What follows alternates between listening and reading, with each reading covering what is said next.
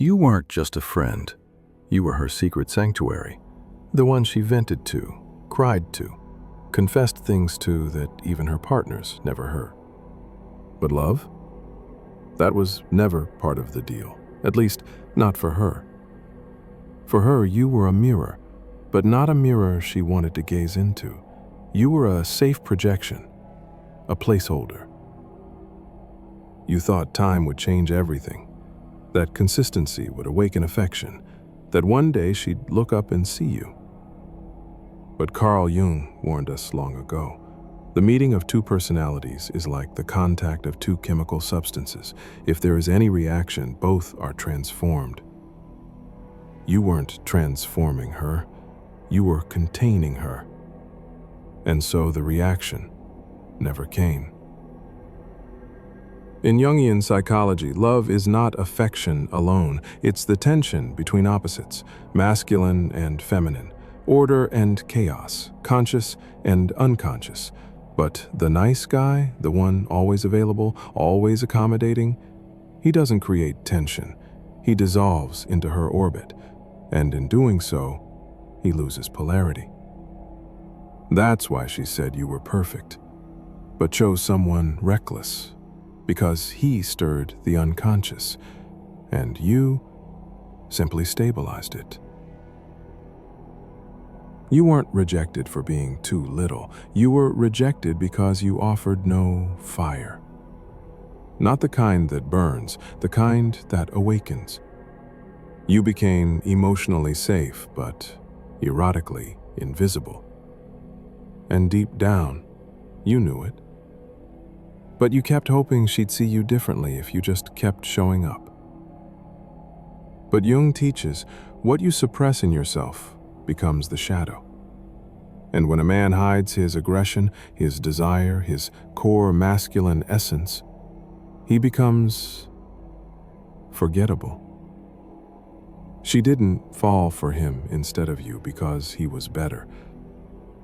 She fell for him because he made her feel. And you were too busy trying not to scare her to ever stir anything at all. So the question is, are you really in love with her? Or with the version of yourself you become when you're needed? You gave her peace, but she only knew how to survive in war. You gave her calm presence, but her nervous system was wired for crisis. And that's the paradox Jung tried to explain through the shadow, the hidden part of the psyche we pretend doesn't exist, but that secretly runs the show. Carl Jung said, "Until you make the unconscious conscious, it will direct your life, and you will call it fate." You weren't part of her destiny. You were part of her healing. But healing doesn't feel romantic when someone's addicted to survival mode love. She said she wanted someone kind, someone who listens, someone emotionally available. So you listened. You stayed. But none of it mattered. Because what she really wanted was intensity, unpredictability, the very things you were trying to protect her from. In her mind, you were safe. But in her body, you were boring. Because her body only knew how to respond to anxiety, that feeling of waiting for a text, wondering if she's enough, fighting to be seen. With you, there was no fight. And no fight meant no fire. She was emotionally malnourished, but addicted to the hunger. And you came in offering a full meal when all she knew was starvation. So she pushed you away. Not because you were wrong, but because you didn't feel familiar. And Jung knew this too. He said we fall in love not with the person in front of us, but with the image they awaken in our unconscious, our anima, the feminine image inside a man, her animus, the masculine image inside a woman. If her animus is wounded, she won't recognize love unless it comes with pain. So she picked him, the unstable one, because her nervous system told her, this is love. And she discarded you, the one who was actually loving her, because safety never gave her the high, the tension, the chaos she called connection. You were always the first to reply, the one who canceled plans when she called, the one who remembered her birthday when her boyfriend didn't. And yet, you were the one she forgot. Not because she didn't care, but because she could. Carl Jung warned us, where love rules, there is no will to power, and where power predominates, there love is lacking. And you gave up your power, bit by bit, gesture after gesture, kindness after kindness, until you disappeared into her convenience. She didn't feel the need to fight for you because she never felt like she could lose you. You were the constant, the fallback, the good guy who never walked away. But human psychology doesn't value what's guaranteed. It craves what could be lost. What challenges us to grow. What holds a mirror up and says, I care for you, but I won't disappear to make you comfortable. You never said that. You never risked being misunderstood. You never set a line, so she never had to rise to meet you. And instead, she lowered her standards, not for herself, but for what she accepted in a man. The irony? She respected the one who left her on red, feared the one who said no, chased the one who didn't need her, and you, the man who needed nothing more than to be loved back, became invisible. Because you made love too easy, too accessible, too certain. And we don't fall for what we don't fear losing. Jung would have called this a neurotic adaptation, a woman aligning with men who activate her wounds, because healing feels unsafe, while repetition feels romantic. So she kept reaching for the same pain, just with a different face. And you, in all your availability and care, reminded her of the one person she's been running from, herself. But if love without risk becomes invisible, how long will you keep offering it before you disappear too? Let's be honest, it wasn't just about love. It was about finally being seen, finally being chosen, not because you were loud, not because you were dangerous, but because you were good.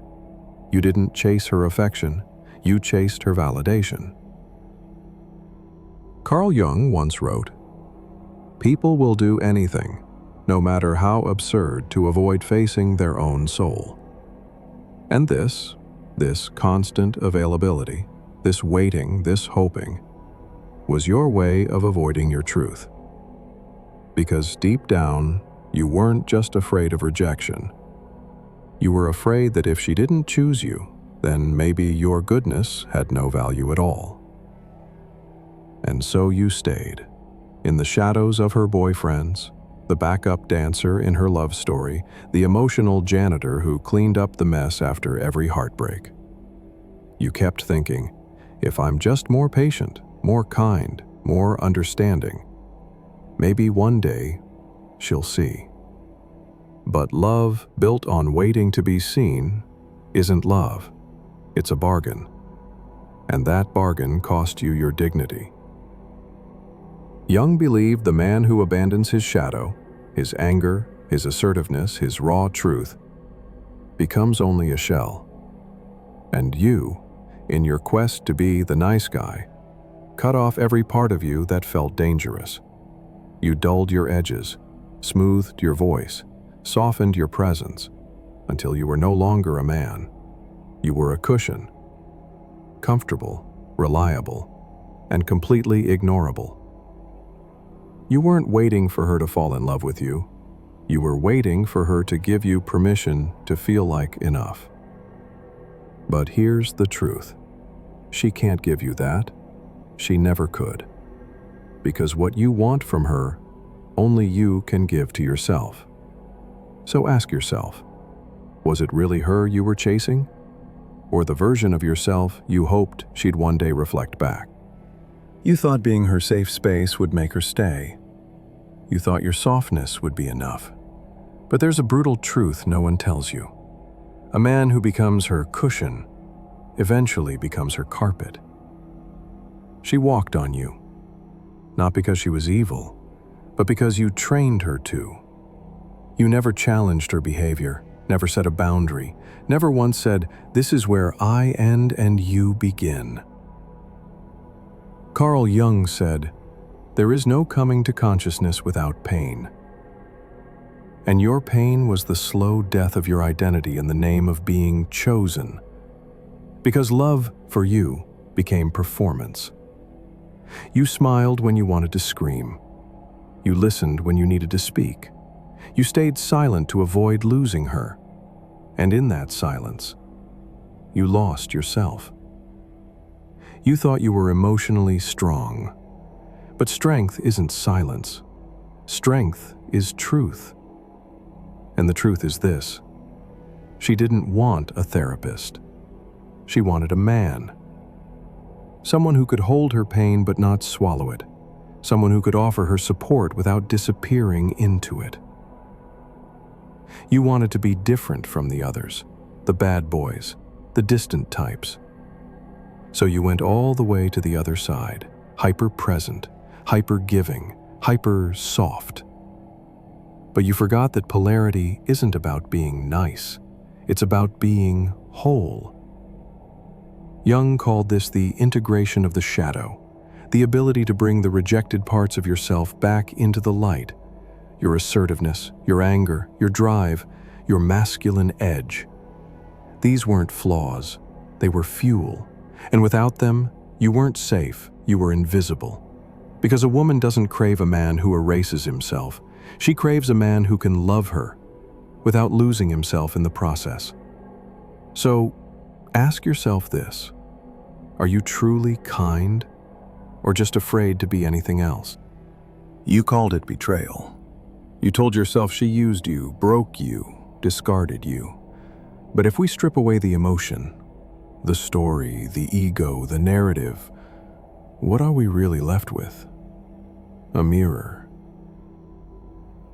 She didn't betray you. She revealed the part of you that believed love must be earned through suffering. She held up a reflection of your hidden contract. If I'm good enough, patient enough, selfless enough, she'll stay. But love doesn't work like that. It's not a vending machine. It doesn't reward effort. It responds to presence. Carl Jung once said, "Your vision will become clear only when you can look into your own heart. Who looks outside dreams. Who looks inside awakes." You kept looking at her, watching her actions, trying to decode her words, waiting for signs that you were enough.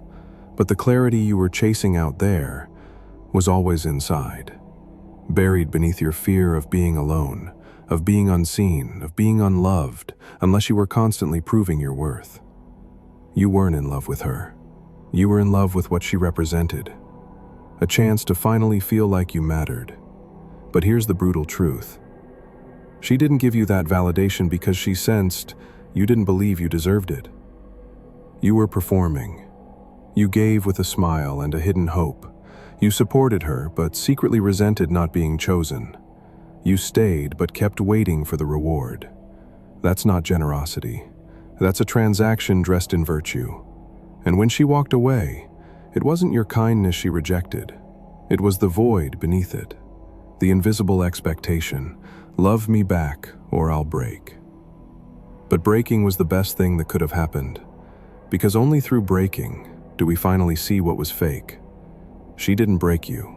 She broke the version of you that loved to be needed more than he loved to be honest. She broke the illusion that if you become soft enough, available enough, perfect enough, you'll finally be worthy. But your worth was never hers to confirm. And maybe she didn't betray you at all. Maybe she set you free. So ask yourself this: was she the problem, Or was she just the mirror reflecting the parts of you you still refuse to meet? You told yourself you were a good man, that kindness was your strength, that you weren't like the others, the ones who hurt her, ignored her, used her. But what if that kindness wasn't kindness at all? What if it was fear? You weren't being noble, you were negotiating, hoping that if you just avoided conflict, if you just stayed agreeable, if you just kept making her feel safe, she would never leave. That's not love. That's emotional insurance. Carl Jung wrote, "We meet ourselves time and again in 1,000 disguises on the path of life. And this disguise, the nice guy, the savior, the always available shoulder, was your most convincing one yet. But behind that mask was someone terrified of being seen as too much, too intense, too masculine, too real. So you cut yourself down, you softened your voice, you stepped aside in every moment that required strength, direction, or truth, and you told yourself that was love. But let's be honest, it was survival. It was performance. It was the quiet belief that if you ever dared to take up space, you'd be punished for it. So instead of becoming the man you were, you became the version of you she'd tolerate, not challenge, not admire, not desire, just tolerate. And eventually, she didn't even do that, because what's tolerable is forgettable. You weren't kind. You were compliant. You weren't safe. You were silent. You weren't strong. You were hidden. And in hiding, you didn't just lose her attention. You lost your shape, your edge, your core. Jung's psychology doesn't celebrate the man who sacrifices himself for peace. It warns us about him. Because peace without power is passivity. And a man who cannot face his own assertiveness will always look for love in places that only accept his silence. So maybe the question isn't why she lost interest. Maybe the real question is why you were willing to become invisible just to avoid being misunderstood. So tell me, was it really kindness? Or was it a costume you wore to feel less alone? You spent years trying to be the good man, the one who listens, the one who never raises his voice, the one who earns her love by dimming his own. But tell me this, what happens to a flame when it stops burning? It doesn't become safe, it becomes invisible. Carl Jung wrote, "One does not become enlightened by imagining figures of light, but by making the darkness conscious." And this is where everything shifts. You thought your darkness made you unlovable, so you hid it. Your anger, your dominance, your sexual energy, your need to lead. You called it emotional maturity, but it was self-erasure. You wanted her light, her attention, her approval, so you offered a version of yourself so clean, so quiet, so soft, that even you forgot who you really were. But here's the paradox. A woman doesn't fall in love with the man who makes himself harmless. She falls in love with the man who is whole, even when his wholeness includes danger, desire, and shadow. You gave her safety, but safety without intensity feels like numbness. You gave her comfort, but comfort without tension feels like boredom. You gave her all of you, except the parts that made you a man. And you wonder why she drifted?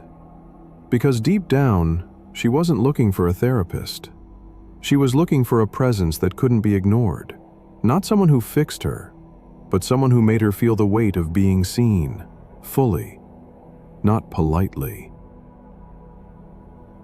Jung called this process Individuation, the confrontation between your false self and the man hiding underneath the nice mask. That man, he isn't soft. He isn't compliant. He doesn't beg to be chosen. He chooses himself. And only when you stand in that truth, with all your shadows in view, can you stop begging for her light. Because you've already found your own. So I'll ask you this. If you had to become invisible to be loved, was it really love at all? You've been haunted by the wrong question. Was I enough? It plays on loop. In your sleepless nights, in the silence after she left, in the ache of everything you gave her just to be dismissed, like an afterthought. But maybe the question was never yours to carry.